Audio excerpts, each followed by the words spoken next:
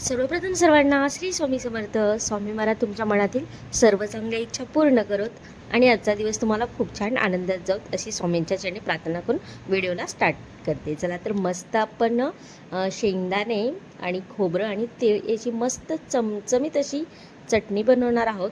तोंडाची चव गेली असेल किंवा तीस भाजी खाऊन जर बोर झाला असेल ना, तर ही रेसिपी नक्की ट्राय करा. अगदी पटकीने होते, चवीला भन्नाट अशी लागते. चला आपण रेसिपीला स्टार्ट करूयात.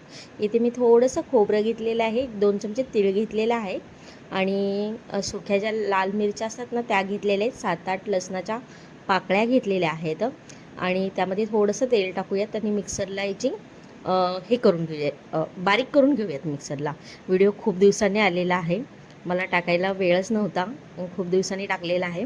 आता जे शेंगदाणे भाजून घेतले होते ना, ते शेंगदाणे याच्यामध्ये ॲड करूयात आणि लाल तिखट ॲड करूयात आणि चवीनुसार मीठ ॲड करूयात आणि परत ह्याला मिक्सर चालू बंद करून छान अशी जाडसर अशी जाडसर अशी हे बारीक करून घ्यायचं आहे आपल्याला. थोडंसं तेल देखील टाकलं होतं मी.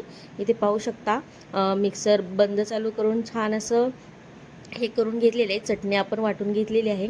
इतकी टेस्टी आणि अप्रतिम ही चटणी बनवून तयार होते. एकदा ही रेसिपी नक्की ट्राय करा तुम्ही सगळ्यांनी. इथे पाहू शकता मस्त अशी चमचमीत आणि टेस्टी आणि अप्रतिम अशी शेंगदाणा तीळ आणि खोबऱ्याची चटणी बनवून तयार आहे. माझ्या मुलाला तर ही चटणी खूप आवडते. इथे पाहू शकता काही सुंदर आणि अप्रतिम रंग आलेला आहे. रेसिपी जर आवडली असेल तर चॅनलला नक्की सबस्क्राईब करा आणि व्हिडिओला एक लाईक नक्की करा आणि व्हिडिओ शेवटपर्यंत पाहिलात त्याबद्दल थँक्यू.